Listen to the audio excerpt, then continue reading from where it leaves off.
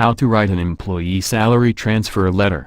Employee salary transfer letter. Date, May 10, 2019. 2, 8 TTN. Address, postal code, country. Subject, employee salary transfer letter. To whom it may concern.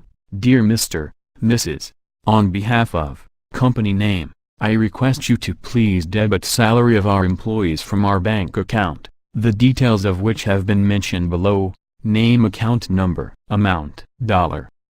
Thanking in anticipation. If you have any questions, please feel free to contact me directly. I will be available on phone, T+000, and email @email.com, in case of any query. Looking forward to your reply.